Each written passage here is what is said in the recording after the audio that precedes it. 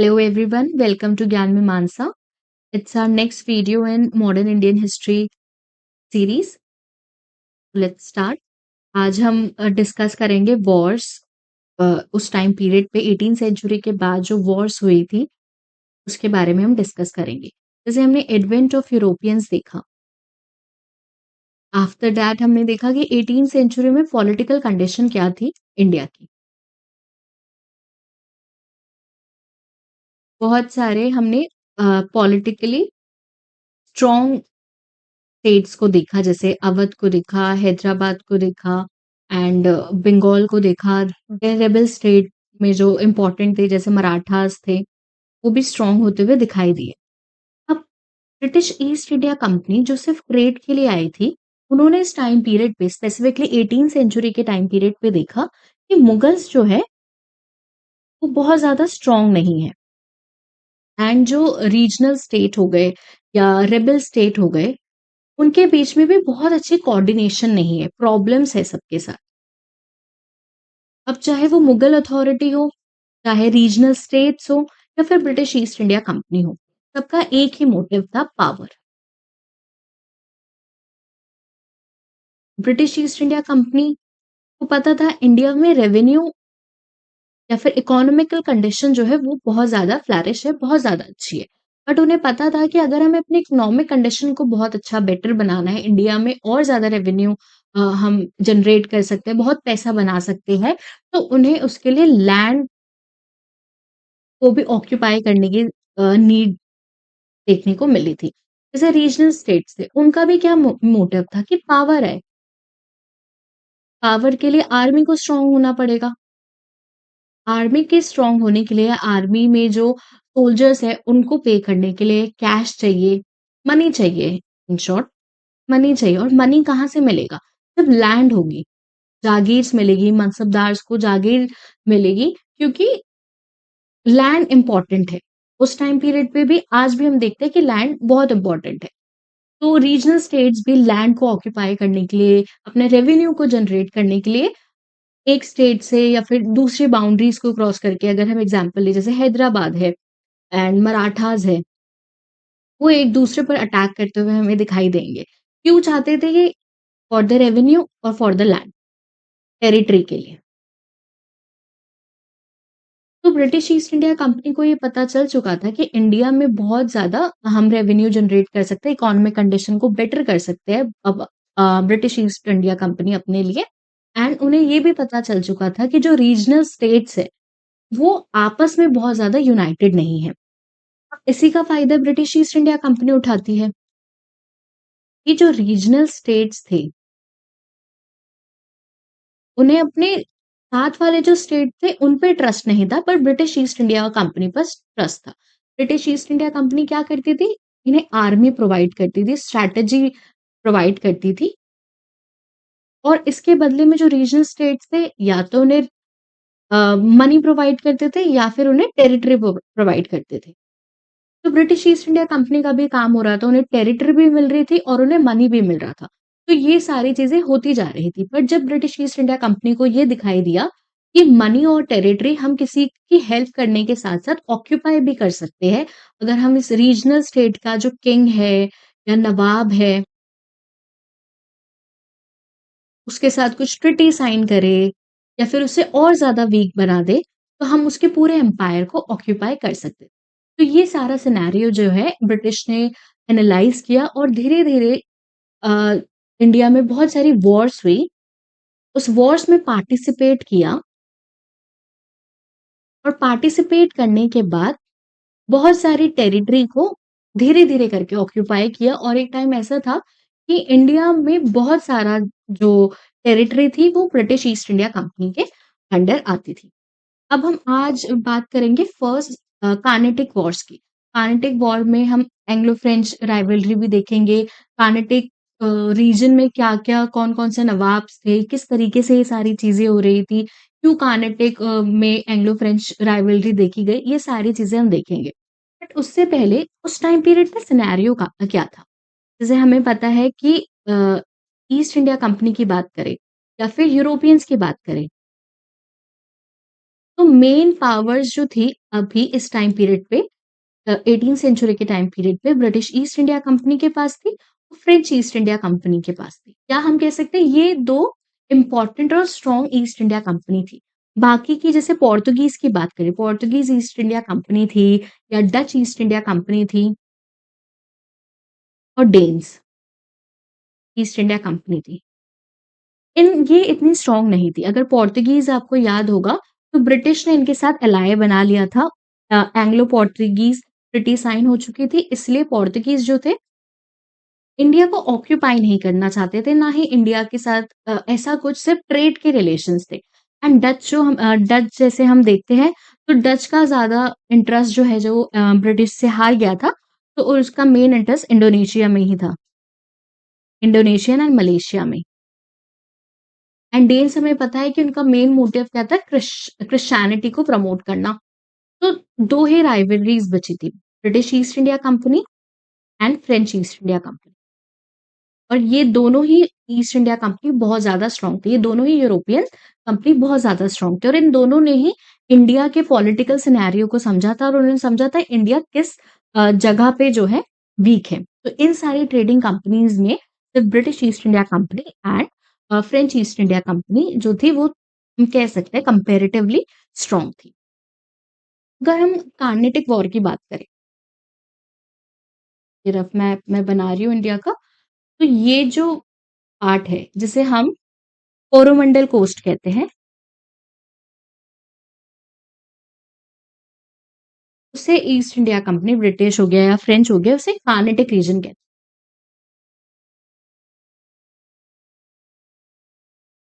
तो इस रीजन में जो वॉर्स हुई है, इसलिए इस वॉर का नाम कार्नेटिक वॉर रखा गया। अब यहाँ पे पोर्ट्स भी थे, सेटलमेंट्स भी हो रही थी। तो जैसे यहाँ पे मद्रास था, जो ब्रिटिशर्स के अंदर आता था, पौंडीचेरी था, जो फ्रेंच के अंदर आता था।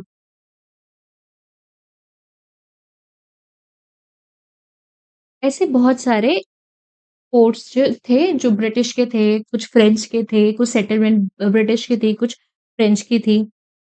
तो यहाँ पे केडलौर था, जो ब्रिटिश के अंदर आता था एंड यहाँ कराईकल था, जो फ्रेंच के अंदर आता था। तो हम ये देख सकते हैं कोरोमंडल कोस्ट में कार्नेटिक रीजन में ब्रिटिश के भी सेटलमेंट्स थे, ब्रिटिश के भी पोर्ट्स थे एंड फ्रेंच के भी पोर्ट्स जो है देखे जा रहे थे। इसी टाइम पीरियड पे जब ट्रेडिंग सिस्टम चल रहा था, सेटल होने का ट्राई कर रहे थे ब्रिटिश एंड फ्रेंच दोनों ही, उस टाइम पीरियड पे अगर हम 1740s की बात करें, उस टाइम पीरियड पे यूरोप में ऑस्ट्रियन वॉर ऑफ सक्सेशन भी चल रहा था। क्या हमें इस वॉर के बारे में बहुत ज़्यादा पढ़ने की ज़रूरत है? नहीं, not for the exam point of view.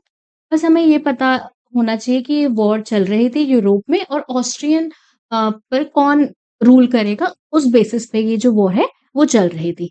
अब वर्ल्ड में कुछ भी चीज़ें होती हैं, कुछ भी चीज़ उस टाइम पीरियड पे हो रही थी, क्योंकि यूरोप इन्वॉल्व था, पूरा यूरोप इन्वॉल्व था, तो कहीं न कहीं इसका इम्पैक्ट जो है, वो डायरेक्टली और इनडायरेक्टली इंडिया पर पड़ता। और यहाँ पे भी ऐसे ही हुआ। ब्रिटिश और फ्रेंच जो थे वो राइवल टीम में थे। यूरोप में भी ब्रिटिश एंड फ्रेंच जो थे वो राइवलरी की तरह हम उसे देख सकते हैं। वो एक साथ नहीं थे, वो अलग-अलग एक-दूसरे के खिलाफ खड़े हुए थे। इंडिया में भी ब्रिटिश और फ्रेंच जो है अपनी मोनोपोली के लिए इंडिया में भी लड़ रहे थे। तो इंडिया पे कैसे इम्पैक्ट हुआ ऑस्ट्रियन वॉर ऑफ सक्सेशन का? अराउंड 1745 में जो ब्रिटिश है, ब्रिटिश ईस्ट इंडिया कंपनी है, वो अटैक कर देती है। किस पे अटैक कर देती है? जो फ्रेंच ईस्ट इंडिया कंपनी के शिप्स थे। अब शिप्स क्योंकि इम्पोर्टेंट है, वहीं से ट्रेडिंग हो रही है, तो ब्रिटिश ईस्ट इंडिया कंपनी ने अटैक कर दिया फ्रेंच ईस्ट इंडिया कंपनी के शिप्स पे और यहीं से इंडिया में स्टार्ट होता है beginning of the first Carnatic war. ये एक हम कह सकते हैं ट्रिगर पॉइंट है, जिसकी वजह से ये वॉर जो है स्टार्ट हुई, फर्स्ट कार्नेटिक वॉर। अब फ्रेंच को ये दिखा कि इस पर अटैक हुआ है, तो फ्रेंच ने क्या करा, फ्रेंच ईस्ट इंडिया कंपनी ने क्या करा, फ्रेंच का एक गवर्नर था, इंपॉर्टेंट गवर्नर है ये, ड्यूप्लेक्स। बस इसको एक स्टोरी की तरह लिंक करने की कोशिश करिए। आपको सारे पर्सपेक्टिव पता हो ना हो वो इतना इंपॉर्टेंट नहीं है। बस एक स्टोरी फॉर्म में चीज़ों को लिंक करते हुए चलिए। तो फ्रेंच गवर्नर था ड्यूप्लेक्स। उन्होंने मॉरिशस के गवर्नर थे। मॉरिशस में भी उस टाइम पीरियड पे फ्रेंच ईस्ट इंडिया कंपनी थी। उनसे हेल्प लिया। French East India company Mauritius के गवर्नर थे। इनका नाम था बर्नार्डिस। इनसे हेल्प ली। अब इंडिया में जो फ्रेंच गवर्नर थे ड्यूप्लेक्स और मॉरिशस के जो फ्रेंच ईस्ट इंडिया कंपनी के गवर्नर थे, इन दोनों ने मिलके ब्रिटिश जो शिप्स थे उनको डिस्ट्रॉय कर दिया। तो इट मींस स्टार्टिंग जो है ब्रिटिश ईस्ट इंडिया कंपनी ने की थी और उसके बाद काउंटर अटैक में ड्यूप्लेक्स ने भी ये सारी चीजें करी। तो यहाँ पर फिर जो फ्रेंच ईस्ट इंडिया कंपनी है वो मद्रास को कैप्चर कर लेती है। अभी हमने देखा था मैप में कि जो मद्रास है वो ब्रिटिश के अंडर आता है, तो मद्रास को कैप्चर कर लिया था। और वहीं पे मद्रास में ही ब्रिटिश का सेटलमेंट था फोर्ट सेंट जॉर्ज, उसे भी कैप्चर करने के लिए रेडी हो चुके थे। इसी टाइम पीरियड पे क्योंकि कार्नेटिक का एरिया है, ब्रिटिश ईस्ट इंडिया कंपनी और French East India company rival है, बट उस टाइम पीरियड पे जो ये कार्नेटिक एरा है, ये कार्नेटिक रीजन है, वहां पे भी तो इंडिया का कोई नवाब कोई रूलर होगा। तो उस टाइम पीरियड पे जो कार्नेटिक का नवाब था वो था अनवरुद्दीन। अनवरुद्दीन जो था वो कार्नेटिक का नवाब था और ये ब्रिटिश की साइड था। बट इस टाइम पीरियड पे जब फ्रेंच ईस्ट इंडिया कंपनी नवाब के पास जाते हैं हेल्प मांगने के लिए, तो अमीरुद्दीन कह देते हैं कि he will not come into fight, वो फाइट नहीं करेंगे, कार्नेटिक वॉर्स से वो लिंक नहीं रखेंगे, ऐसा उन्होंने बोला। बट ड्यूप्लेक्स ने क्या करा, ड्यूप्लेक्स ने अमीरुद्दीन को प्रॉमिस किया कि अगर आप हमारी हेल्प करते हो और हम जीत जाते हैं तो हम आपको मद्रास दे देंगे। क्योंकि चाहे वो रीजनल पावर हो या फिर ब्रिटिश ईस्ट इंडिया कंपनी हो या मुगल एम्परर हो, सबको पावर चाहिए था, सबको टेरिटरी चाहिए था। तो ब्रिटिश ईस्ट इंडिया कंपनी के साइड थे अनवरुद्दीन, बट उन्होंने ड्यूप्लेक्स का साथ दिया था और अनवरुद्दीन अपनी बिग आर्मी को लेके आता है, ह्यूज आर्मी को लेके आता है, ब्रिटिश ईस्ट इंडिया कंपनी को हरा देता है और इस बैटल को नॉट दैट इम्पोर्टेंट बट पता होना चाहिए, बैटल ऑफ अदियार के नाम से जानते हैं। इसमें ब्रिटिश ईस्ट इंडिया कंपनी और फ्रेंच ईस्ट इंडिया कंपनी के बीच में लड़ाई होती हुई दिखाई देती है। अब ये लड़ाई खत्म कैसे होती है? 1948 के अराउंड। आप सबको याद है वॉर स्टार्ट क्यों हुई थी? क्योंकि यूरोप में ऑस्ट्रियन वॉर ऑफ सक्सेशन जो है वो स्टार्ट हुआ था। तो ये एंड भी तभी होता है जब Austrian war of succession and हो जाता है। तो 1748 में ये वॉर जो है एंड हो जाती है और उसका सीधा इम्पैक्ट इंडिया पे भी पड़ता है। तो ब्रिटिश एंड फ्रेंच एक ट्रीटी साइन करते हैं, ट्रीटी ऑफ अलाइक्सा-ले-चापले। और इस ट्रीटी के अंदर क्या होता है, जो फ्रेंच ईस्ट इंडिया कंपनी ने मद्रास को कैप्चर किया था, इस ट्रीटी के हिसाब से French East India company Britishers को मद्रास वापस कर देती है, रिटर्न कर देती है। तो इससे फ्रेंच और ब्रिटिश का जो फर्स्ट कार्नेटिक वॉर था वो खत्म हो चुका था और इसमें हम पहली बार देखते हैं कि जो नवाब है अनिरुद्दीन जो है वो पार्टिसिपेट करते हैं इंडिया में। तो हमें बैकग्राउंड मैंने आपको बता दिया, ऑस्ट्रियन वॉर ऑफ सक्सेशन याद रखेंगे और कौन सी ट्रिटी और किस ईयर में हुई थी, इसके बीच में हुई थी, फ्रेंच एंड ब्रिटिशर्स के बीच में, ये याद रखेंगे। एक्चुअली हमें बस ये याद रखेंगे, मैं आपको सिर्फ स्टोरी बता रही हूँ ताकि आप लिंक अच्छे से कर पाओ। थोड़ा लिंक रखेगा, फैक्ट्स को याद करने में ईज़ी रहेगा। ओके? तो अब हम देखते हैं सेकंड कार्नेटिक वॉर। तो सेकंड कार्नेटिक वॉर में हम क्या देखते हैं, ब्रिटिश और फ्रेंच के बीच में तो प्रॉब्लम्स चली रही थी, बट ब्रिटिश एंड फ्रेंच जो है, क्योंकि उन्हें भी टेरिटरी चाहिए थी, तो वो हैदराबाद का जो निज़ाम है, उनकी डेथ हो जाती है। उसके बाद कि कौन अगला नवाब बनेगा, कौन अगला निज़ाम बनेगा, इसके ऊपर जो है लड़ाई होती हुई दिखाई देती है। तो 2 ग्रुप्स वैसे ही बन जाते हैं। एक ग्रुप होता है जो ब्रिटिश ईस्ट इंडिया कंपनी की साइड होता है और एक ग्रुप जो होता है वो फ्रेंच ईस्ट इंडिया कंपनी की साइड होता है। क्योंकि यहाँ पे भी दोनों ही ग्रुप्स को पावर चाहिए होती है। जैसे ब्रिटिश ईस्ट इंडिया कंपनी के साइड जो थे, वो नसीर जंग थे,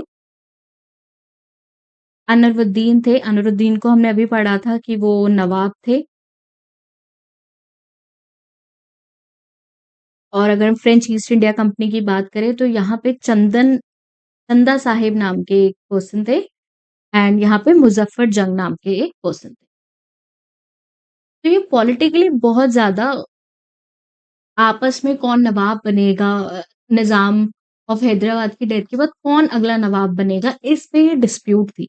इसका फ़ायदा जो है किसने उठाया? इसका फ़ायदा British East India company and French East India company ने उठाया, क्योंकि ये चाहते थे कि जो भी सपोज़ कर लीजिए चंदा साहिब जीत जाते हैं, तो ये क्या करेंगे? चंदा Sahib French East India company को कुछ टेरिटरी देंगे, कुछ पैसे देंगे, कुछ पोर्ट्स का एक्सेस दे सकते हैं। तो इसीलिए British East India company and French East India company जो है, वो इन डिस्प्यूट्स में पार्टिसिपेट करती है, क्योंकि उनको पता है कि यहाँ पे उनकी ही अ उनको ही कहीं न कहीं बेनिफिट जो है वो देखने को मिलेगा। इसलिए वो कहीं न कहीं इस तरीके से पार्टिसिपेट करते थे इन रीजनल वॉर्स में। अ, अराउंड 1748 के टाइम पीरियड पे जो फ्रेंच ईस्ट इंडिया कंपनी थी, वेट मैं आपको एक छोटा-सा मैप काइंड ऑफ बना के दिखाती हूँ हैदराबाद का ही। ये एक रीजन है जिसे बोलते हैं, मान लीजिए आरकोट। ये कर्नाटक है और ये आम्बूर है। आरकोट और आम्बूर का नाम याद रखेंगे हम, ज़्यादा बहुत सारी चीज़ें याद नहीं रखेंगे।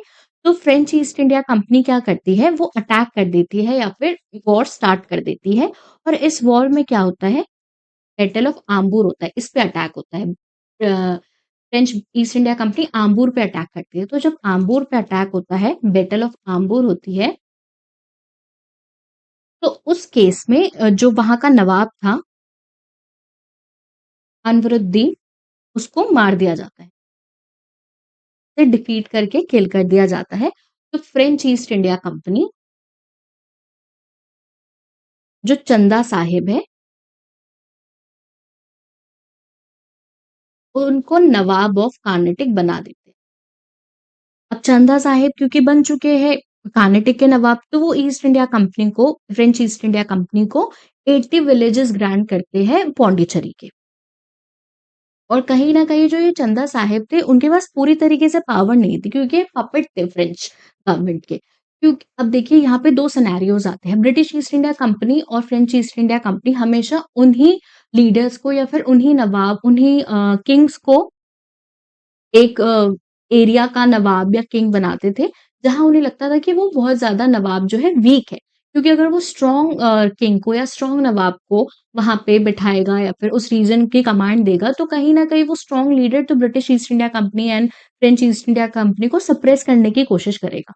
तो इसलिए हमेशा से थोड़े से वीक लीडर्स को ही बिठाया गया। तो फ्रेंच ईस्ट इंडिया कंपनी ने भी चंदा साहिब को बनाया और चंदा साहिब को एज़ पपेट ट्रीट करना स्टार्ट कर दिया था कि जैसे फ्रेंच ईस्ट इंडिया कंपनी कहेगी, वैसे चंदा साहेब करेंगे। तो इस टाइम पीरियड के बाद बहुत सारी वॉर्स हुई थी, क्योंकि कोई भी खुश नहीं था कि चंदा साहिब जो है नवाब बन चुके हैं। फिर बहुत सारे लोग अनरुद्दीन को जो किल करा था, जिसे वो डिफीट करा था, उसका भी रिवेंज लेना चाहते थे। तो इस बीच में बहुत सारी वॉर्स हुई थी। जैसे 2 बैटल्स हुई थी अराउंड 1750, जिसे बैटल ऑफ तिरुवदी भी कहते हैं। इसमें भी फ्रेंच जो है वो जीती थी। इस बैटल के बहुत हमें डिटेल में नहीं जाना, बस हमें थोड़े-थोड़े नाम याद रखने ज़रूरी है। इवन 1750 के इस बैटल के बाद मुज़फ़्फ़र जंग जो थे, यहाँ पे मैंने मेंशन किया था मुज़फ़्फ़र जंग का नाम, उन्हें नवाब बना दिया गया था। तो आप देख रहे हैं बहुत सारे ऐसे ऐसे लीडर्स आएँगे जो जिन्हें नवाब बनाया जाएगा, जिसे किंग बनाया जाएगा। तो कभी ब्रिटिश ईस्ट इंडिया कंपनी जीत रही थी, कभी फ्रेंच ईस्ट इंडिया कंपनी जो है जीत रही थी। तो ये पॉलिटिकल सिनेरियो का पूरी तरीके से बेनिफिट जो है उठा रहे थे। तो जब मुज़फ़्फ़र जंग बना तो उन्होंने भी पॉन्डिचेरी की टेरिटरी जो है गिफ्ट करी, मछलीपट्टनम जो है वो गिफ्ट करा। ये सारी चीज़ें जो है देखी जा रही थी। अब मुज़फ़्फ़र जंग जो है अफ़गान के साथ लड़ाई में मारे गए थे। फिर से एक अ, वैक्यूम जो है क्रिएट हो गया। फिर नेक्स्ट रूलर जो बना वो बना सलाबत जंग। इसको निज़ाम बनाया गया था। कहाँ का जो आंध्र प्रदेश का एरिया है आज, वहाँ का इन्हें निज़ाम बनाया गया था। अब इस टाइम पीरियड पे एक और लड़ाई होती है, एक और वॉर होती है क्योंकि इस टाइम पीरियड पे ब्रिटिश जो है, वो कहीं न कहीं हारते हुए दिखाई दे रहे थे।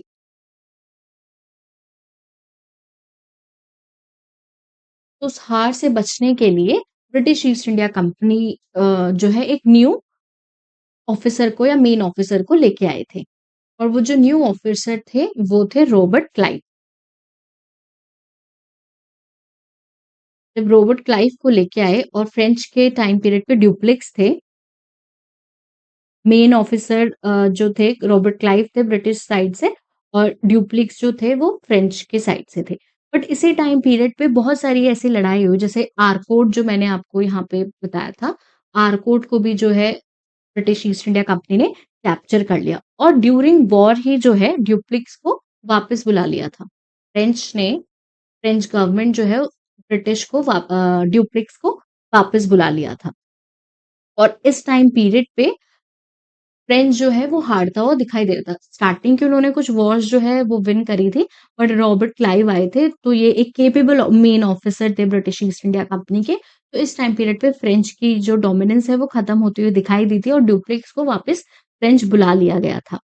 अब इस लड़ाई को खत्म करने के लिए सेकंड कार्नेटिक वॉर को खत्म करने के लिए 1755 में एक पीस ट्रीटी जो है साइन होती है जिसे बोलते हैं ट्रीटी ऑफ पौंडीचेरी।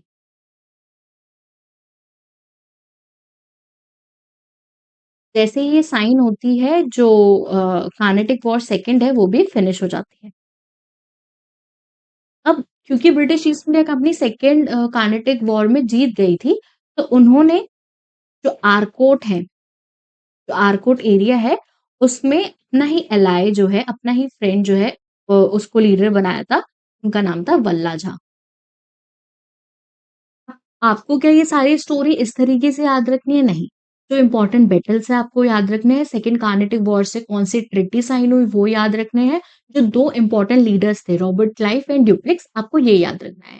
क्योंकि ये जो वॉर्स है वो फैमिली बेसिस पे बहुत है। कौन राजा बनेगा, किसका बेटा क्या बनेगा, किसको नवाब की पोज़ीशन मिलेगी, कौन निज़ाम बनेगा, इस बेसिस पे ये लड़ाई हो रही थी। तो ये सारी चीज़ें हम एग्ज़ाम के लिए याद नहीं रखेंगे, बस मैं आपको एक स्टोरी फॉर्म कर रही हूँ। आपको सिर्फ फैक्ट्स याद रखने हैं इसके, ठीक है? तो इसके जैसे ट्रीटी ऑफ पौंडीचेरी हम याद रखेंगे, ये इम्पोर्टेंट है, थोड़ा टाइम पीरियड भी देखते हुए चलेंगे। और फिर ये सारा जो अ, फैक्ट्स है मैंने लिख दिया था। और इम्पोर्टेंट ये भी है जैसे ये ड्यूप्लेक्स को बुला लिया गया था, तो एक नया governor French East India company की तरफ से आया था जिसका नाम है रोबोट घोल। और इन्होंने ही ट्रीटी ऑफ पौंडीचेरी साइन की थी। ड्यूप्लेक्स को क्योंकि बुला लिया गया था, तो न्यू जो गवर्नर थे उनके साथ रॉबर्ट क्लाइव के साथ ये ट्रीटी ऑफ पौंडीचेरी साइन की गई थी। तो next third Anglo Carnatic war. अब ये सारी चीजें हो गई। ब्रिटिश जो है वो विनर साइड पे हुआ, ड्यूप्लेक्स वापस चला गया था। दूसरा जो गवर्नर है वो भी आ गया। अब हम देखते हैं थर्ड कार्नेटिक वॉर क्यों हुई, क्या इसके मेन रीजन। तो ड्यूप्लेक्स को जो है वापस बुला लिया था फ्रेंच गवर्नमेंट ने। ड्यूप्लेक्स के जगह जो है रिप्लेस्ड होके आए थे होदिहू, फ्रेंच ईस्ट इंडिया कंपनी की साइड से थे, बट इनका टाइम पीरियड भी बहुत ज़्यादा बड़ा नहीं था क्योंकि फ्रेंच ईस्ट इंडिया कंपनी को पता चल गया था कि ये उतने कैपेबल नहीं है। तो फिर नेक्स्ट गवर्नर आए थे, वो भी इतने कैपेबल नहीं थे। फ्रेंच ईस्ट इंडिया कंपनी को ये लगा था नाम याद रख लीजिए, टाइम पीरियड याद रखने की ज़रूरत नहीं है। पहले ड्यूप्लिक्स थे, देन ये थे, देन थर्ड ये थे। इतना याद रख लेंगे। अब जैसे फर्स्ट कार्नेटिक वॉर में हमने देखा था कि ऑस्ट्रियन सक्सेशन ऑफ वॉर जो था उसका इम्पैक्ट इंडिया पे पड़ा। सेम थर्ड कार्नेटिक वॉर में भी यही चीज़ें हुई थी। 1756 के अराउंड यूरोप में 7 ईयर वॉर जो है वो स्टार्ट हो चुकी थी और उसका सीधा इम्पैक्ट जो है इंडिया पर भी पड़ा। अब थर्ड कार्नेटिक वॉर जो है वो थर्ड कार्नेटिक वॉर जो है वो सादर्न इंडिया से भी बाहर जा चुकी थी। ऐसा क्यों? क्योंकि जो फ्रेंच ईस्ट इंडिया कंपनी थी उसने थर्ड कार्नेटिक वॉर में जो ब्रिटिश था, ब्रिटिश ईस्ट इंडिया कंपनी थी, उन्होंने फ्रेंच का एक सेटलमेंट था बंगाल में, सेटलमेंट ऑफ चंद्रनागौर। तो इट मीन्स कार्नेटिक वॉर जो है वो यहाँ तक चल रही थी पहले, बट अभी सदर्न इंडिया से बियॉन्ड चली गई थी, बंगाल के पास चली गई थी। तो फ्रेंच का एक सेटलमेंट था चंदा नगौर में, वहां पे अटैक कर दिया था ब्रिटिश ने और माना जाता है कि ये फ्रेंच का मेन कमर्शियल सेंटर था। तो उस पे अटैक जो है वो कर दिया था ब्रिटिश ईस्ट इंडिया कंपनी ने। और इस टाइम पीरियड पे फ्रेंच ईस्ट इंडिया कंपनी के जो गवर्नर थे उनका नाम था लैली। अब लैली को जब ये पता चला तो उन्होंने ब्रिटिश ईस्ट इंडिया कंपनी का जो सेटलमेंट था उस पे भी अटैक कर दिया कुडरलॉर में, उस पे अटैक करना स्टार्ट कर दिया था और उनका नेक्स्ट टारगेट जो था वो मद्रास था। बट इस टाइम पीरियड पे क्या होता है, जैसे 1757 के अराउंड ब्रिटिश की पोजीशन बहुत ज्यादा स्ट्रांग थी। ब्रिटिश ब्रिटिश की पोजीशन बहुत ज्यादा स्ट्रांग क्यों थी? स्पेसिफिकली फाइनेंशियली बहुत स्ट्रांग थी। रेवेन्यू उनके पास बहुत ज्यादा था क्योंकि इस टाइम पीरियड पे बैटल ऑफ प्लासी हो चुका था। और दूसरी तरफ जो फ्रेंच थे उनकी रेवेन्यू कैपेसिटी बहुत ज़्यादा नहीं है और वो फाइनेंशियली बहुत ज़्यादा स्ट्रॉन्ग नहीं थे। तो इस टाइम पीरियड पे ब्रिटिश ईस्ट इंडिया कंपनी से एक जो गवर्नर थे या फिर ऑफिसर थे, आयरे कूटे, ब्रिटिश साइड से, उन्होंने फ्रेंच जो कमांडर था लैली, उसे हरा दिया था, डिफीट कर दिया था। और ये सारी चीज़ें वॉन वॉश में हुई थी, जो कार्नेटिक का एक रीजन था। तो इसके बाद एक ट्रिटी साइन होती है, बैटल ऑफ वॉन्डी वॉश के बाद ब्रिटिश जो है वो जीत जाते हैं और फिर ट्रिटी साइन करते हैं। और इस टाइम पीरियड पे जो के ब्रिटिश ईस्ट इंडिया कंपनी जो थी, उसने भी बहुत सारे एरिया को कैप्चर किया था। अब क्या होता है, जैसे मैंने आपको बताया था कि वर्ल्ड का इम्पैक्ट इंडिया पे पड़ता है, तो 1763 के अराउंड 7 ईयर जो वॉर थी वो भी फिनिश हो चुकी थी। जिसकी वजह से एक ट्रिटी साइन होती है, पीस ट्रिटी साइन होती है, जिसे बोलते हैं ट्रिटी ऑफ पेरिस। अब हमारे लिए क्या इम्पोर्टेंट है या हमारे एग्जाम के पॉइंट ऑफ व्यू से क्या इम्पोर्टेंट है? जो इम्पोर्टेंट बैटल्स है वो इम्पोर्टेंट है और जो ट्रिटीज साइन हुई थी वो इम्पोर्टेंट है। इस ट्रिटी में क्या कहा गया था, जितना भी एरिया ऑक्यूपाई करा है, चाहे वो फ्रेंच ईस्ट इंडिया कंपनी है या ब्रिटिश ईस्ट इंडिया कंपनी है, वो उसे रिटर्न कर देंगे। बट इसके बाद से क्योंकि British East India company winner side पे थी या फिर इसने सारी जो वॉर्स थी उसमें विनर थी, तो फ्रेंच जो था, फ्रेंच ईस्ट इंडिया कंपनी जो थी, वो सिर्फ़ अब ट्रेड करेगी। इंडिया में वो सिर्फ़ ट्रेड करेगी, ना ही वो ट्रूप्स रख सकती है और ना ही वो फोर्टिफिकेशन कर सकती। तो ये कंडीशन थी ट्रिटी ऑफ पेरिस की। तो यहाँ हमारे 3 कार्नेटिक वॉर फिनिश होते हैं। तो हमें सिर्फ़ ये याद रखना है, फर्स्ट, सेकंड एंड थर्ड में, फर्स्ट एंड सेकंड जो है तब भी हम थोड़ा याद रख सकते हैं क्योंकि इसमें वर्ल्ड का इम्पैक्ट था, यूरोपियन कंट्रीज़ का इम्पैक्ट सीधा-सीधा इंडिया पे पड़ा था। ऑस्ट्रियन वॉर ऑफ सक्सेशन से और 7 वॉर से। बट सेकंड जो पूरी तरीके से जो फैमिली में और फैमिली की सिचुएशन में जो प्रॉब्लम हुई थी, उस वजह से कार्नेटिक वॉर देखी गई थी। और ये भी याद रखेंगे, ज़रूरी नहीं है कि अगर कार्नेटिक में वॉर हो रही है, तो बंगाल में कुछ नहीं हो रहा। बंगाल में भी बहुत सारे रिवोल्ट, बहुत सारी जो कंडीशंस थी, वो अलग थी। मराठास देखेंगे हम आगे चल के, फिर मैसूर देखेंगे। तो ये सारी कंडीशन जो थी, हो रही थी।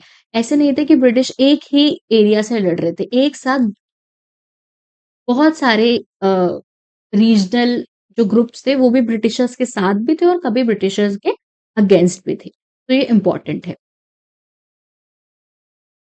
Next topic is British conquest of Bengal. अब कार्नेटिक वॉर्स हमने देख ली, साउदर्न एरिया में, साउदर्न इंडिया में जो ब्रिटिश ईस्ट इंडिया कंपनी वो किस तरीके से अपना इन्फ्लुएंस इंक्रीज कर रहा था।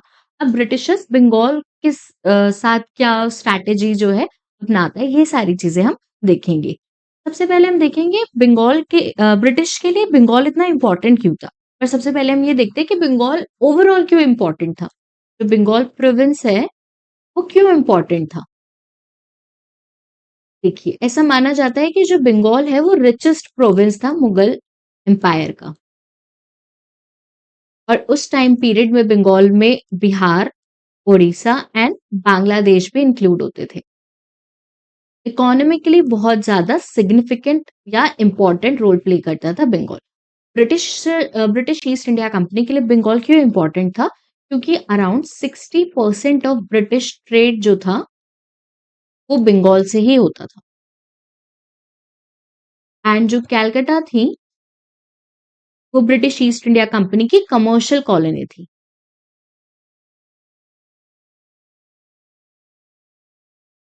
एंड अराउंड बंगाल से ही बहुत ज्यादा जो है ट्रेड एक्सपोर्ट हमने देखा था। तो इसलिए बंगाल ईस्ट इंडिया कंपनी के लिए, ब्रिटिश ईस्ट इंडिया कंपनी के लिए भी इम्पोर्टेंट था। ये बंगाल के नवाब्स है, ये उनकी टाइमलाइन है। मुर्शिद कुली खान, सुजाउद्दौला, सराज खान, अलीवर्दी खान, सिराजुद्दौला और मीर जाफर। इसमें मुर्शिद कुली खान इंपॉर्टेंट है क्योंकि इन ये फर्स्ट थे, देन अलीवर्दी खान, सिराजुद्दौला और मीर जाफर। तो बस आप एक रफ क्रोनोलॉजी जो है वो याद करेंगे।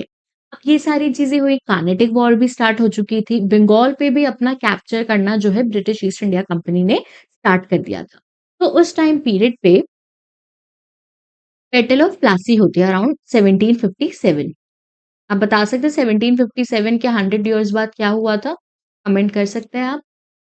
बैटल ऑफ प्लासी होती है British East India company and Nawab के बंगाल के नवाब सिराजुद्दौला के बीच। और इस टाइम पीरियड पे जो एम्परर थे वो कौन थे? आलमगीर टू। क्योंकि आलमगीर टू भी बहुत स्ट्रॉन्ग लीडर नहीं थे, बहुत स्ट्रॉन्ग एम्परर नहीं थे। इसीलिए ये जो फ्रैक्शन में हम देखते हैं, कार्नेटिक में देखेंगे, बंगाल में देखेंगे, मराठास के साथ, देन फिर मैसूर के साथ वॉर्स देखेंगे। तो ये सारी चीजें इसलिए हो रही थी क्योंकि जो मुगल एम्परर है वो इतना स्ट्रॉन्ग नहीं था कि वो अपने प्रोविंसेस को बचा सके या फिर प्रोविंस को अ, उसको हेल्प कर सके आर्मी के थ्रू या फिर रेवेन्यू के थ्रू, किसी के भी थ्रू, क्योंकि एम्परर इतना स्ट्रॉन्ग नहीं था। अब प्रॉब्लम ये थी कि बैटल ऑफ प्लासी हुई क्यों? ये सारी चीज़ें स्टार्ट कहाँ से हुई? तो अ, जो ब्रिटिश ईस्ट इंडिया कंपनी है, उन्होंने मिसयूज़ करना स्टार्ट किया फरमान का, जो उन्हें 1717 में मिला था। आप बता सकते हैं 1717 में मुगल एम्परर कौन था और किस एम्परर ने उन्हें फरमान जो है दिया था? तो उन्होंने मिसयूज़ स्टार्ट कर दिया दस्तक का। दस्तक का उन्होंने मिसयूज करना स्टार्ट कर दिया। दस्तक या फिर फरमान जो है, उन्होंने प्राइवेट ट्रेडर्स को भी सोल्ड करना स्टार्ट कर दिया। अब इससे प्रॉब्लम क्या हुई? प्रॉब्लम इससे ये हुई क्योंकि बंगाल भी एक रिच प्रोविंस है। बंगाल का सारा काम जो है वो रेवेन्यू से चलता है। अब रेवेन्यू में कमी आने लगी, रेवेन्यू जो है वो डिक्रीज होने लग गया। तो जो स्टेट है, बंगाल जो स्टेट है, उसका लॉस होता हुआ दिखाई दिया। इसलिए जो सिराजुद्दौला है, उनके बीच में कॉन्फ्लिक्ट हुआ, ब्रिटिश ईस्ट इंडिया कंपनी और सिराजुद्दौला के बीच में। एंड दूसरा, एक तो मिसयूज ऑफ फरमान हम कह सकते हैं, दूसरा था कि उन्होंने फोर्टिफिकेशन स्टार्ट कर दिया था कैलकाटा के पास, फोर्ट विलियम के पास। इस कंडीशन में French East India company and British East India company दोनों ही फोर्टिफिकेशन करना स्टार्ट कर रही थी। बट जब नवाब ने फोर्टिफिकेशन के लिए मना किया तो फ्रेंच ने एग्री किया, पर ब्रिटिश ईस्ट इंडिया कंपनी ने एग्री नहीं किया था। तो इससे क्या पता चलता है, दोनों जो ब्रिटिश ईस्ट इंडिया कंपनी है, नवाब है, दोनों ही एक दूसरे की विल्स को फुलफिल नहीं कर रहे थे। तो नवाब जब ये सारी चीजें देखता है, वो मिसयूज ऑफ फरमान देखता है, रेवेन्यू की कमी दिखता है, और फिर देखता है कि फोर्टिफिकेशन भी स्टार्ट हुई है, तो वो अटैक कर देता है फोर्ट विलियम पर। फोर्ट विलियम पे जब वो अटैक करता है तो बहुत सारे ब्रिटिश ऑफिसर्स को एक सेल में कन्फाइंड करके रखता है, जिसकी वजह से सफोकेशन के वजह से जो ब्रिटिश ऑफिसर्स थे उनकी डेथ हो जाती है, और उस जो इंसिडेंट है उसे ब्लैक होल ट्रेजेडी के नाम से जानते हैं। तो जब ये सारी चीजें हुई थी सफोकेशन की वजह से, जब ब्रिटिशर्स की डेथ हो गई थी, तो इस टाइम पीरियड पे जो रॉबर्ट क्लाइव है वो प्लानिंग करते हैं। प्लानिंग क्या करते हैं, वो सीक्रेट अलायंस बनाते हैं। किसके साथ? इन सब के साथ। अब ये कौन है? शौकत जंग नवाब थे, उनके कज़न थे। इनकी आंट थी घसीटी बेगम। फिर मीर जाफर थे, कमांडर ऑफ आर्मी। जगत सेठ, रायदुल, ओमी चंद, ये सब एक इम्पोर्टेंट रोल प्ले करते थे बंगाल प्रोविंस में। तो इन सब के साथ रॉबर्ट क्लाइव ने जो है सीक्रेट अलायंस करी थी। अब देखिए नवाब बने हैं। अब नवाब बनने के साथ-साथ बहुत सारे ऐसे लोग होंगे जो उनके नवाब बनने से हैप्पी नहीं होंगे। तो रॉबर्ट क्लाइव ने कॉन्स्पिरेसी जो है इनके साथ मिलके करी, ताकि वो नवाब को हटा सके। बहुत सारे लोगों का अपना सेल्फिश मोटिव था कि उन्हें नवाब बनना था। रॉबर्ट क्लाइव जो है उन्हें बंगाल पे कंट्रोल करना था। तो इसलिए ये सारी चीज़ें जो है देखी जाती है। तो बैटल यहाँ से स्टार्ट होता है 23 जून 1757 में, जिसमें फोर्सेस ऑफ नवाब थे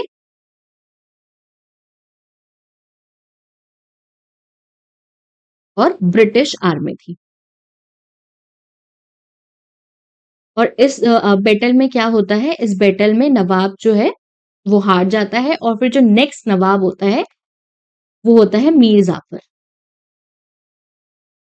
मीर जाफर को जो है वो नवाब बना दिया जाता है। मीर जाफर कौन थे? मीर जाफर नवाब के ही कमांडर थे। तो मीर जाफर जो उनके कमांडर थे उन्होंने ही इन्हें बिट्रे किया। इस वजह से वो ये जो बैटल है वो हार गए थे। देन इस वॉर की सिग्निफिकेंस क्या है, इस बैटल की सिग्निफिकेंस क्या है, कि यहाँ पे देखा गया कि जो मीर जाफर है वो as a puppet Nawab he install किया था कंपनी ने, ब्रिटिश ईस्ट इंडिया कंपनी ने। क्योंकि ब्रिटिश ईस्ट इंडिया कंपनी ये बिल्कुल नहीं चाहती थी कि जो स्ट्रॉन्ग होल्ड रखता है या जो स्ट्रॉन्ग है वो रूल करे, ताकि British East India company flourish कर नहीं पाए। तो इसलिए वो चाहते थे कोई पपेट या फिर कोई वीक रूलर ही रूल करे। इकोनॉमिक प्लंडर देखें बंगाल के पर्सपेक्टिव्स में, तो बहुत सारी जो बंगाल की ट्रेजेडी थी वो खत्म हुई। देन कंपनी को 24 परगनास दिया गया। दस्तक जो था, जो फ्री पासेस थे उसे एक्सटेंड किया गया। ये सारी चीजें जो है हमने देखी थी। और इंग्लिश रेजिडेंट कोड भी जो है फॉर्मलाइज कर दिया गया। अब ये जो बैटल ऑफ प्लासी, हाँ, इससे जो पैसे मिले, इससे जो रेवेन्यू मिले, वो कहाँ पे काम आए? चाहे वो मनी मिले, चाहे वो मेन मिले, जो भी मटेरियल मिला था वो ब्रिटिश क्योंकि विक्ट्री साइड पे था, तो उन्होंने बैटल ऑफ वॉन्डी वॉश में यूज़ करा। अब इसी से हमें ये पता चलता है, क्योंकि 2 कंपनी थी, British East India company and French East India company. क्योंकि British East India company battle of Plassey में विनर साइड पे थी, विक्टोरियस साइड पे थी, और फ्रेंच के पास रेवेन्यू की कमी थी। तो रेवेन्यू जो fulfil British East India company कर रहा था, वो बंगाल से कर रहा था।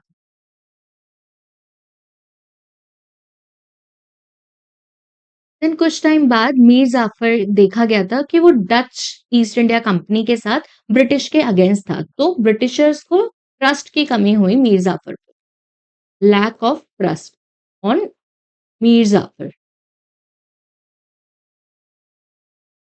और क्योंकि मीर जाफर भी कहीं न कहीं प्रॉब्लम जो है फेस कर रहा था। जैसे मीर जाफर क्या प्रॉब्लम फेस कर रहे थे?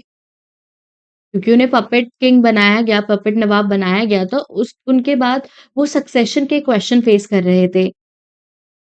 रेन ऑफ वेल्थ देख रहे थे। रेन ऑफ वेल्थ क्यों देख रहे थे? क्योंकि British East India company powerful थी, वो जितना रेवेन्यू माँगते थे, जिस एरिया से रेवेन्यू माँगते थे, उन्हें ब्रिटिश ईस्ट इंडिया कंपनी को देना पड़ता था। और मीर जाफ़र जो थे वो हाइली डिपेंडेंट थे किसी भी अपनी स्ट्रैटेजी के लिए ब्रिटिश पर। और जितना भी बॉम्बे में, मद्रास में जितना भी एक्सपेंस होता था, उसे भी बंगाल प्रोविंस को ही देखना पड़ता था। और जब मीर जाफ़र ने कॉन्स्पिरेसी रखी डच के साथ अगेंस्ट ब्रिटिश, तो ब्रिटिश को लगा कि मीर जाफ़र जो है सही पर्सन नहीं है ट्रस्ट करने के लिए। तो वो क्या करते हैं, वो मीर जाफ़र को रिज़ाइन कर देते हैं, मीर जाफ़र को हटा के उनके सन इन लॉ मीर कासिम को जो है मीर कासिम को नेक्स्ट नवाब बना देते हैं। एंड मीर कासिम और ब्रिटिश ईस्ट इंडिया कंपनी के साथ एक ट्रीटी साइन होती है जिसमें मीर कासिम जो है एग्री करते हैं कि वो मींदापुर, चित्तौड़गढ़ जो है वो चित्तौड़गौड़ जो है वो कंपनी को दे देंगे। हाफ शेयर ऑफ चुनाम ट्रेड जो है वो ईस्ट इंडिया कंपनी को देंगे और east India company British East India company की जो भी एनिमी है, मान लीजिए या फिर जो भी काउंटर पार्ट कंपनीज़ है, चाहे फ्रेंच हो, डच हो, उनके साथ कोई फ्रेंडशिप नहीं रखेंगे। तो इन सारी चीज़ों के साथ, इन सारे एग्रीमेंट के साथ नेक्स्ट जो नवाब है वो मीर कासिम बन जाता है। अभी तक यहाँ सारी चीज़ें सही चल रही थी, बट प्रॉब्लम क्या आती है? फिर क्यों बैटल ऑफ बक्सर होता है? बैटल ऑफ बक्सर इसलिए होता है, क्योंकि जो मीर कासिम थे, वो इम्पोर्टेंट और स्ट्रॉन्ग नवाब थे। वो चाहते थे कि ब्रिटिश ईस्ट इंडिया कंपनी का जो इन्फ्लुएंस है, वो बंगाल पे कम हो जाए और वो अपना एडमिनिस्ट्रेशन, अपनी जो रेवेन्यू पावर है, उसे स्ट्रॉन्ग करना चाहते थे। तो उन्होंने इसके लिए क्या करा, सबसे पहले इन्होंने अपनी कैपिटल जो है, वो शिफ्ट करी, मुर्शिदाबाद टू मोंगू। इन बिहार टू सेफगार्ड कि कंपनी जो कलकत्ता है उससे थोड़ा-सा दूर रहे और कंपनी का इन्फ्लुएंस थोड़ा-सा कम देखने को मिले। उन्होंने ब्यूरोक्रेसी में भी जो है चेंजेस लाने की कोशिश की जो उनके इम्पोर्टेंट और एफिशिएंट, स्किल्ड एंड एफिशिएंसी वाले जो पर्सन थे, उन्हें ही अपॉइंट किया। अपने ही लोगों को man of his own choice ही उन्होंने अपॉइंट किया था। तीसरा वो चाहते थे कि आर्मी में डिसिप्लिन बनाए रखे। और वो चाहते थे जो उनकी आर्मी है वो यूरोपियन लाइन्स पे हो, उनके मेथड्स, उनके वेपन्स उस तरीके से यूज़ करने के लिए तैयार थे। देन जो मीर कासिम थे वो चाहते थे कि रेवेन्यू को स्ट्रॉन्ग करने के लिए, रेवेन्यू डिपार्टमेंट को स्ट्रॉन्ग करने के लिए उन्होंने करप्शन जो है उसे भी खत्म करने का ट्राई किया था। जब ब्रिटिश ईस्ट इंडिया कंपनी ये सारी चीज़ें देखेंगे तो वो मीर कासिम के अगेंस्ट होने लगे और उन्होंने मीर कासिम को रिमूव करके फिर से मीर जाफ़र को जो है नवाब बनाने का ट्राई किया है, नवाब बनाने की कोशिश की। बहुत सारी जो है इनके बीच में भी बैटल्स हुई थी।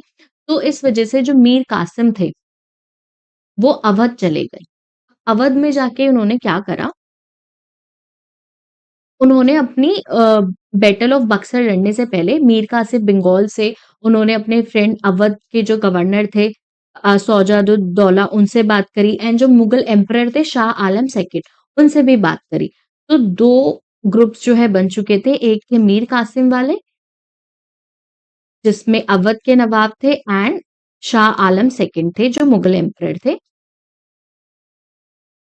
दूसरी side British East India company थी जिसको जो लीड कर रहे थे वो थे हेक्टर मोरनो। तो इन दोनों के बीच में जो है बैटल होती है बैटल ऑफ बक्सर। अब बैटल ऑफ बक्सर में क्या होता है, ये तीनों हार जाते हैं और British East India company victory side पे देखने को मिलती है। अब क्योंकि British East India company winner side पे थी, विक्ट्री साइड पे थी, तो एक ट्रीटी साइन करते हैं, ट्रीटी ऑफ इलाहाबाद 1765 की इम्पोर्टेंट ट्रीटी है, जिसे रॉबर्ट क्लाइव ने ट्रीटी साइन करी थी। तो सबसे पहले वो नवाब ऑफ अवध के साथ साइन करते हैं, सौजादुद्दौला के साथ। इसमें अब वो अवध को एक बफर स्टेट बनाते हैं। बफर स्टेट का क्या मतलब होता है? म मान लीजिए ये अवध है और यहाँ पे बंगाल था। Bengal British East India company के लिए इम्पोर्टेंट था, कमर्शियल कॉलोनी भी यहाँ थी, बहुत सारा इम्पोर्टेंट रोल प्ले करता था बंगाल। और उस टाइम पीरियड पे मराठास और जो अफ़गान्स थे, वो भी स्ट्रॉन्ग होल्ड रखते थे, वो भी रेड या फिर रिवॉल्ट जो है करते हुए दिखाई देते थे। तो अवध को एक बफर स्टेट बनाया ताकि ये सारे जो रिवॉल्ट्स है या फिर हम कह सकते हैं अटैक्स है, वो बंगाल पे ना होके अवध पे हुए। तो अवध को एक बफर स्टेट बनाया गया था and surrender of Allahabad and Kara to Mughal emperor Shah Alam second. जो इलाहाबाद और कारा अवध का एरिया था वो शाह आलम को दे दिया गया था एंड 50 लाख जो है कंपनी को देने की बात की थी and free trade rights Awadh से। ब्रिटिश ईस्ट इंडिया कंपनी क्या करती थी, अगर मान लीजिए कोई वॉर हुआ है, कोई बैटल हुई है और उसमें सामने वाला जो कम सामने वाली कंपनी है या सामने वाला नवाब जो है वो हार चुका है, तो जितना भी नुकसान होता है वॉर में, वो हारने वाली कंपनी या फिर नवाब से लेता है। तो इस केस में अवध से 50 लाख रुपीस लिए एंड फ्री ट्रेड के राइट्स भी जो है अवध में कंपनी ने लिए थे। देन मुगल जो एम्परर थे शाह आलम, उन्होंने कहा कि आप कंपनी के प्रोटेक्शन के अंडर रहेंगे, उसके बदले में उनसे दीवानी राइट्स लिए। दीवानी राइट में क्या होता है? Revenue collection. इस एरिया का बंगाल, बिहार और उड़ीसा का रेवेन्यू राइट जो है उन्होंने ब्रिटिश ईस्ट इंडिया कंपनी को दे दिया and in exchange of 26 lakh rupees yearly, कि आप इतना पे करेंगे और इन्हें जो है रेवेन्यू राइट्स दे दिए जाएंगे। एंड निजामत फंक्शन जो है वो शाह आलम को दे दिया। निज़ामत फंक्शन में क्या आता है? मान लीजिए मिलिट्री हो गई, डिफेंस हो गया, पुलिस हो गया, एडमिनिस्ट्रेशन हो गया, जस्टिस हो गया, ये सारी चीज़ें जो है शाह आलम को दे दी गई। एंड जो मीर जाफ़र था, मीर जाफ़र को पपेट नवाब फिर से बनाया गया था जब मीर कासिम के साथ अ, वॉर हो रही थी। तो मीर कासिम जो है वो 1765 में उनकी डेथ हो जाती है, तो उनके जो सन है निज़ामत उद दौला या निज़ामुद्दौला, उनको नेक्स्ट नवाब बना दिया जाता है। अब इम्पोर्टेंट क्या है, बंगाल में ड्यूअल गवर्नमेंट आ गई थी। बंगाल में ड्यूअल गवर्नमेंट आ गए थे। ड्यूअल गवर्नमेंट क्या क्या मतलब होता है? मान लीजिए 2 तरीके के राइट्स थे। एक थे दीवानी राइट्स और एक थे निज़ामत राइट।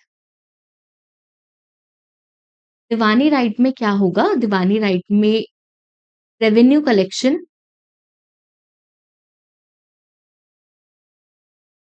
जिसका राइट जो है ब्रिटिशर्स को मिला। निज़ामत राइट में आता है लॉ एंड ऑर्डर, वो नवाब को दिया, बट नवाब ने किसे अपॉइंट किया? जो कौन से या किस डिप्टी सूबेदार को अपॉइंट किया इन सारे निजामत राइट के लिए, जो ब्रिटिश के फेवर में था। तो दोनों तरीके से जो है वो British East India company victory side पे रही थी, क्योंकि उन्होंने दीवाने राइट जो है वो भी ले लिया था बंगाल का, और निजामत राइट जो है वो अपने ही किसी ट्रस्टेड पर्सन को दिए थे। तो सपोज मान लीजिए इस टाइम पीरियड पे 2 चीज़ें हुई थी बंगाल में। फर्स्ट 1770 की बात करें तो ग्रेट फेमाइन आया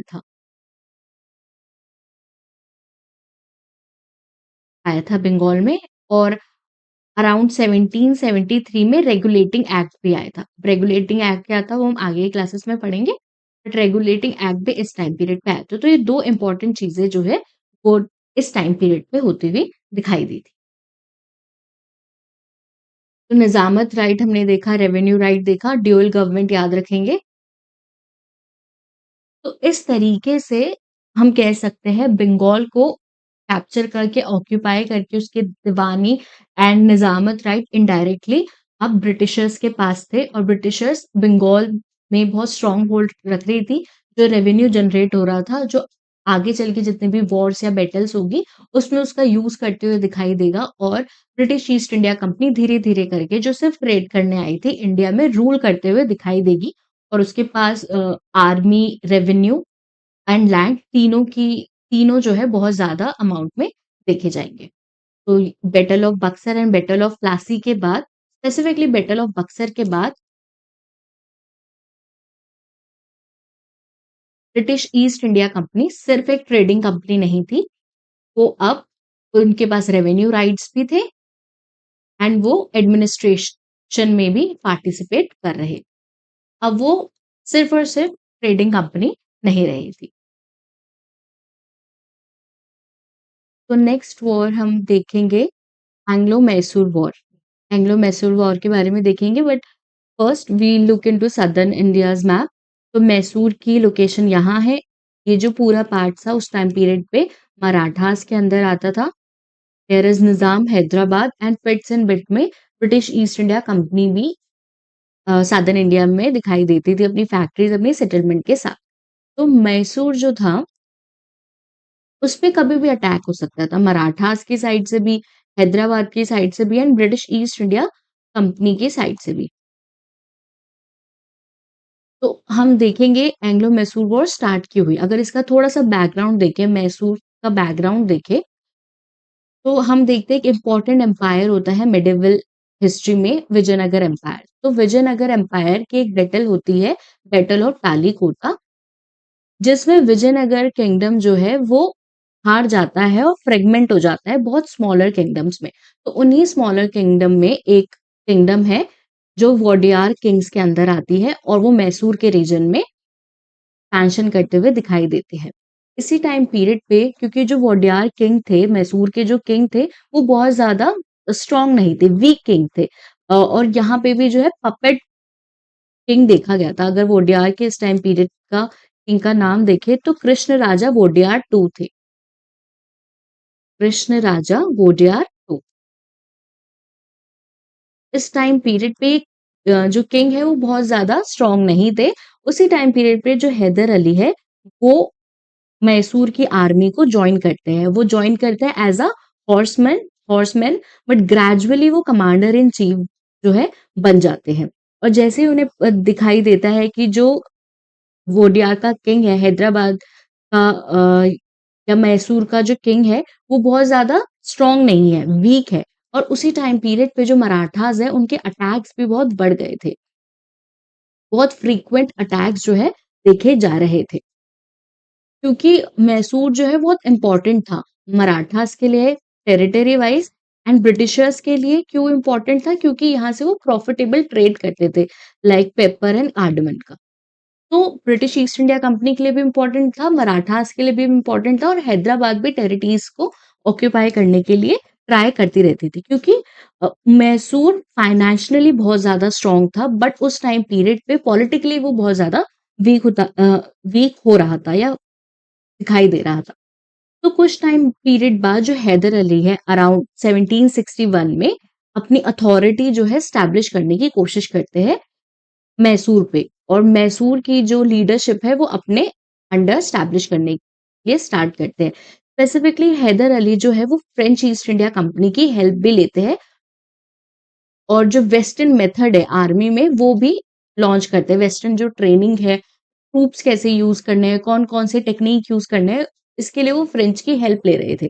जैसे ही ब्रिटिश ईस्ट इंडिया कंपनी उसका तो कॉम्पिटिटर है फ्रेंच ईस्ट इंडिया कंपनी, तो कहीं न कहीं ये एक प्रॉब्लम देखने को मिलती है ब्रिटिश ईस्ट इंडिया कंपनी और हैदर अली के बीच में।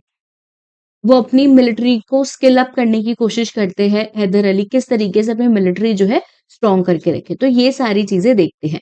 मराठास और मैसूर के बीच में बहुत सारी वॉर्स, बहुत सारे बैटल्स देखे जाते हैं, मराठास अटैक करते हैं for the territory, for the revenue, तो ये सारी चीज़ें भी जो है देखी जाती है, बहुत अटैक्स हुए थे, बट हैदर अली जब आए थे आते हैं, तो इनके टाइम पीरियड पे जो टेरिटरी थी रिकवर कर ली जाती है।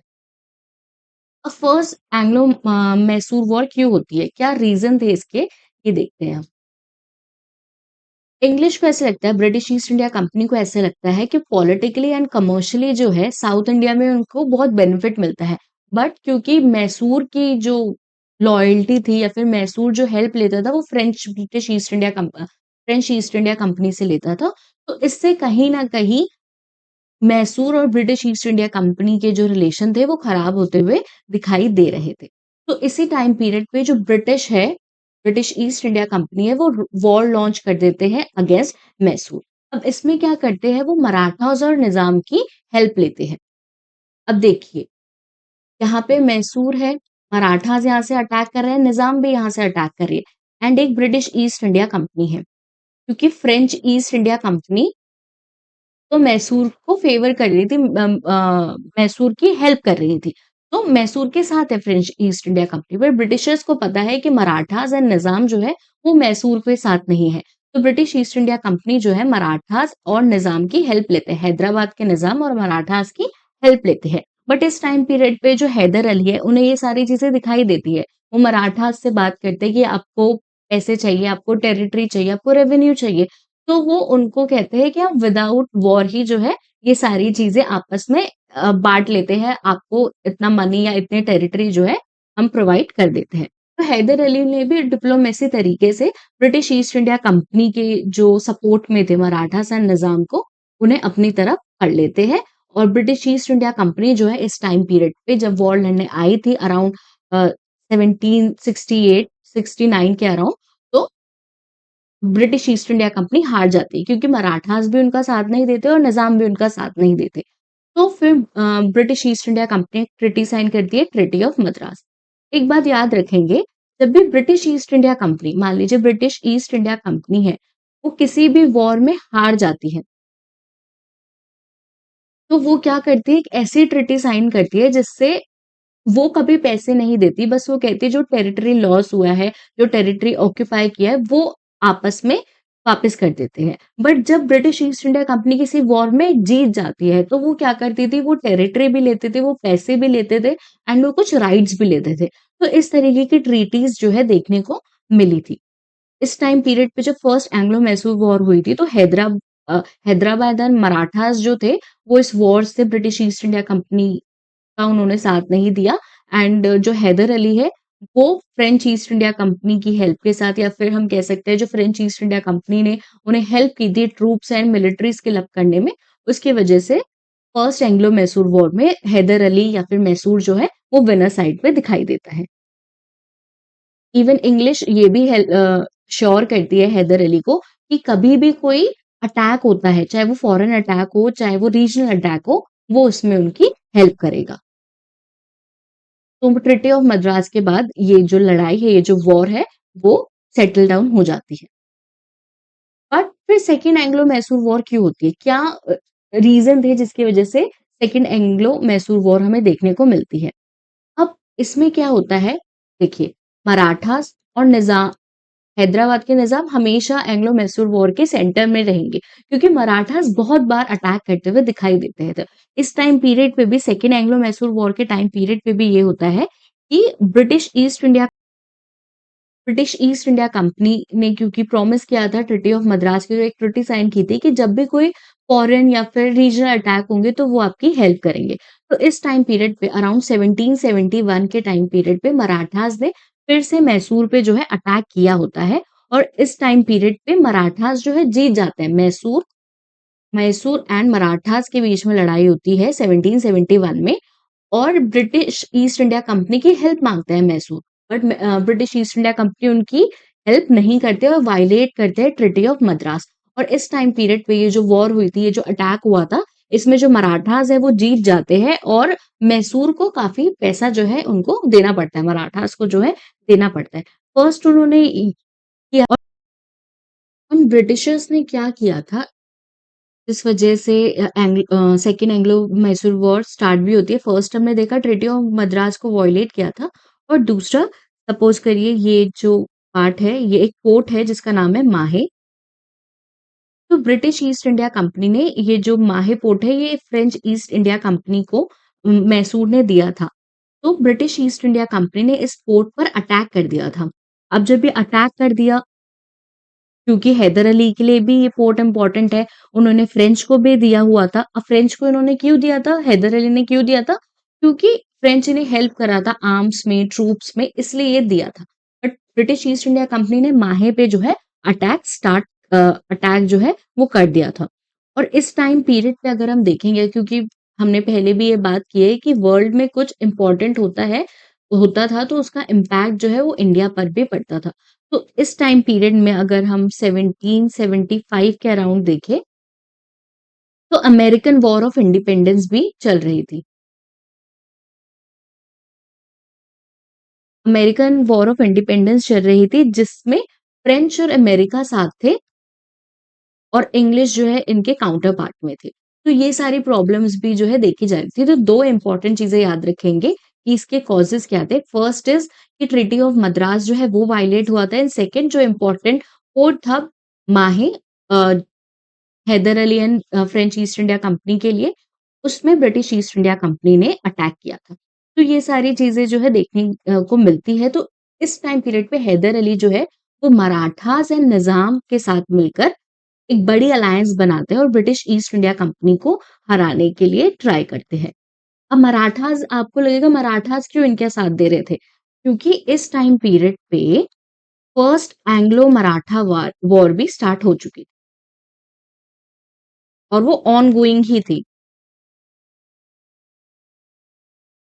एंड अगर हम हैदराबाद की बात करें तो हैदराबाद इसलिए साथ दे रहा था क्योंकि जो नॉर्दर्न सरकार हमने अभी मैप में देखा था वो प्रॉमिस किया था ब्रिटिश ईस्ट इंडिया कंपनी की वो अ, हैदराबाद के नवाब को देगा, बट उन्होंने वो प्रॉमिस जो है फुलफिल नहीं किया था, तो इसलिए ये सारी चीजें हुई थी। अब जो है ये लड़ाई होती है Marathas Hyderabad and Mysore versus British East India company के बीच में। ये सारी लड़ाई होती है, बहुत छोटी-छोटी वॉर्स जो है, बहुत छोटी-छोटी बैटल्स जो है वो देखने को मिलती है। बट एक कमांडर आते हैं इंग्लिश साइड से, सर आइरेकुटे। इस टाइम पीरियड में उन्होंने मराठास और निज़ाम को डिटैच कर दिया था, उनसे अलग कर दिया था मैसूर आर्मी से। एंड उसके बाद जो है सर आइरेकुटे जब आए थे उन्होंने डिप्लोमेटिकली ये दोनों हम कह सकते हैं कि इम्पोर्टेंट जो इनके फ्रेंड थे या अलाइज थे, उनको अलग कर दिया था। अराउंड 1782 में हैदर अली जो है वो कैंसर से उनकी डेथ हो जाती है। तो हैदर अली जो है वॉर में नहीं किल किए गए या फिर वॉर में नहीं उनकी डेथ हुई थी। उनको कैंसर हुआ था इसलिए अ, उन वो इस वॉर में पार्टिसिपेट नहीं कर रहे थे। देन कंटिन्यू जो है उनके बेटे टीपू ने करा था।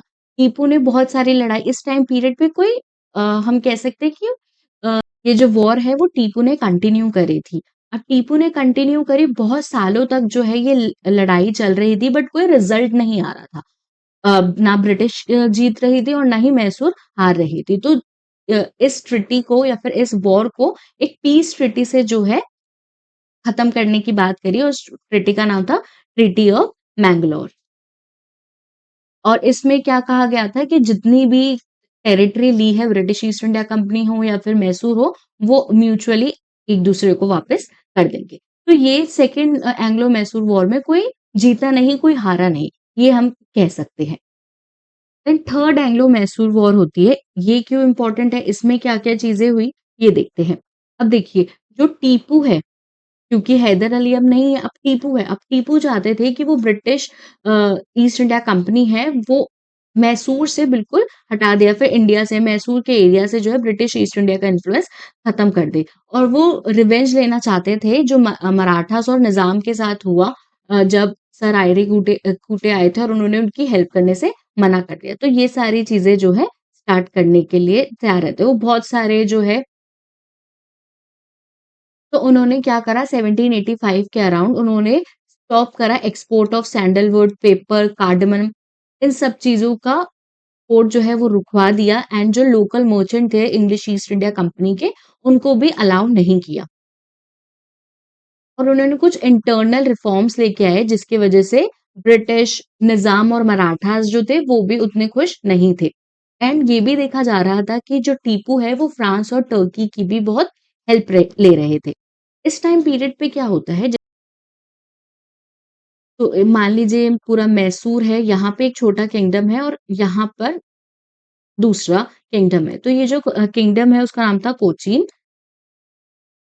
तो वो ऑलरेडी जो है मैसूर के अंदर ही आता था। तो यहाँ जो किंगडम है उस किंगडम का नाम था ट्रेवेनकोर किंगडम।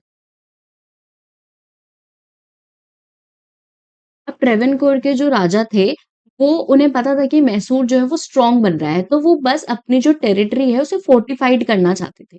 और ट्रेवेनकोर के जो राजा है वो ब्रिटिश ईस्ट इंडिया के कंपनी के साथ थे, तो वो फोर्टिफाई करना चाहते थे। बट जब ट्रेवेनकोर के राजा ये फोर्टिफाई कर रहे थे, तो कुछ पार्ट जो है वो कोचीन में भी फोर्टिफिकेशन करना स्टार्ट करा। तो इससे जो टीपू सुल्तान है, जो टीपू है, उन्हें लगा कि ये उनकी सोवरेनिटी के खिलाफ है।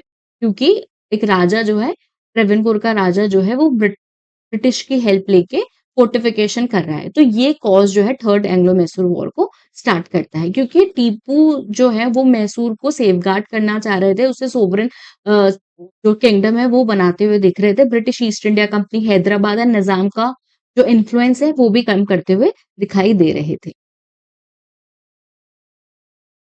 तो इस टाइम पीरियड पे 3 अलायंस बनी, ब्रिटिश की, निज़ाम की एंड मराठास की, और ये तीनों जो है टीपू के अगेंस्ट दिखाई दिए। और जब ये तीनों अ, अलायंस बना के आए, तो ये विनर साइड पे हुए, जो टीपू है वो हार जाते हैं। अब टीपू जैसे ही हार जाते हैं तो एक ट्रिटी साइन होती है, ट्रिटी ऑफ श्रीरंगपट्टनम। अब इस ट्रिटी में क्या कहा गया था? इस ट्रिटी में बहुत सारा जो एरिया है, बरमल, दिंगुल, मालाबार, ये इंग्लिश को दिया जाता है, मराठास को भी बहुत सारी टेरिटरी दी जाती है, और जो निज़ाम है उसे भी टेरिटरीज़ दी जाती है। देन टीपू को बोला जाता है कि वो, क्योंकि वॉर में, जब मैंने आपको बताया था, ब्रिटिश ईस्ट इंडिया कंपनी अगर किसी वॉर को हार जाती है, तो वो सिर्फ़ कहते हैं कि जो टेरिटरी ली है उसे वापस कर देंगे, बट जब वो वॉर जीत जाती है, तो वो कहते हैं कि वॉर में जितना भी नुकसान हुआ है, उसका पैसे भी जो है हारने वाला किंगडम ही देगा, या हारने वाली टीम ही देगी। तो इस टाइम पीरियड पे वो टीपू से 3 करोड़ रुपीज़ जो है वो माँगते हैं। अब क्योंकि टीपू के पास उतना पैसा नहीं होता, वो अराउंड 1.5 करोड़ जो है, वो ब्रिटिश ईस्ट इंडिया कंपनी को देता है, बट टीपू के जो 2 सन थे, उसे हॉस्टेज में रख लेता है। इस वजह से, या फिर हम कह सकते हैं, ट्रीटी ऑफ सेरिंगपट्टनम से थर्ड एंग्लो मैसूर वॉर खत्म हो जाती है, बट स्टिल अभी भी टीपू ने जो है पूरी तरीके से अपने पैसे नहीं दिए थे जो ब्रिटिश ईस्ट इंडिया कंपनी ने मांगे, और जो उसके 2 सन थे वो भी ब्रिटिश ईस्ट इंडिया कंपनी के साथ ही थे। अब फोर्थ एंग्लो मैसूर वॉर में क्या होता है? क्योंकि जो टीपू है वो बहुत ह्यूमिलेटेड हुआ था ट्रीटी ऑफ श्रीरंगपट्टनम की के वजह से। तो इसलिए वो क्या करते हैं, उस टाइम पीरियड पे जो वोडेयार डायनेस्टी के किंग थे, जो हिंदू रूलर था, उनकी डेथ हो जाती है, बट टीपू रिफ्यूज़ करते हैं कि जो उनके माइनर सन हैं, उनको थ्रोन पे बिठाने का, और अपने आप को एज़ अ सुल्तान डिक्लेयर कर देते हैं। और इस टाइम पीरियड पे उन्होंने फ्रांस, काबुल, टर्की, इन सब की भी हेल्प ली थी, ताकि वो ब्रिटिश को हरा सके। और इसी टाइम पीरियड पे फ्रेंच रेवोल्यूशनरी मूवमेंट भी जो है चल रहा था, और ऐसा माना जाता था कि टीपू सुल्तान जो है उनके फ्रेंडली रिलेशन है नेपोलियन के साथ, और नेपोलियन से वो हेल्प लेने की ट्राई कर रहे थे। ये भी देखा गया है कि उन्होंने फ्रेंच रिपब्लिकन फ्लैग भी जो है मैसूर में होइस्ट किया था, एंड ट्री ऑफ लिबर्टी भी जो है प्लांट किया था। तो ये सारी चीजें जो है देखी जा रही थी। वॉर बिगिन होती है 79 में, और बहुत ही जल्दी जो है एंड हो जाती है फॉल ऑफ श्रीरंगपट्टनम से। इसमें क्या होता है, टीपू जो है वो डिफीट हो जाता है अंडर जनरल हैरिस, और ब्रिटिश जो है वो पूरी तरीके से सपोर्ट करते हैं, मराठास और निज़ाम जो है ब्रिटिश को पूरी तरीके से सपोर्ट करते हैं। और इस टाइम पीरियड पे क्योंकि टीपू को हरा दिया जाता है, उसे किल कर दिया जाता है, और जो वो माइनर किंग का सन था, उसे सुल्तान बना दिया जाता है। और क्योंकि मैसूर को पूरी तरीके से अब British East India company control कर रही थी, और उसके साथ सब्सिडियरी अलायंस जो है वो साइन कर लेती है। तो इस तरीके से फोर्ट मैसूर वॉर भी कंप्लीट हो जाती है, खत्म हो जाती है। तो मैसूर क्योंकि एक इम्पोर्टेंट पार्ट था ब्रिटिश ईस्ट इंडिया कंपनी के लिए, और मराठास और निज़ाम की हेल्प के साथ उन्होंने मैसूर को जो है पूरी तरीके से कंट्रोल में कर लिया था। और इसके साथ जो मैसूर की सोवरेनिटी है वो भी खत्म हो जाती है, और वो ब्रिटिश ईस्ट इंडिया कंपनी के अंडर आ जाता है। तो हमारा यहाँ पे एंग्लो मैसूर वॉर कंप्लीट होता है। जो आगे के इम्पोर्टेंट वॉर्स है, जैसे एंग्लो मराठा वॉर्स है, सिख वॉर है एंग्लो, वो भी हम नेक्स्ट वीडियो में कंप्लीट करेंगे। एंड ये एक क्वेश्चन है, पीवाईक्यू है, आप ट्राई करिए कि आप इसे सॉल्व करेंगे। And if you like this video, do share, like and subscribe to Gyan में मानसर यूट्यूब चैनल।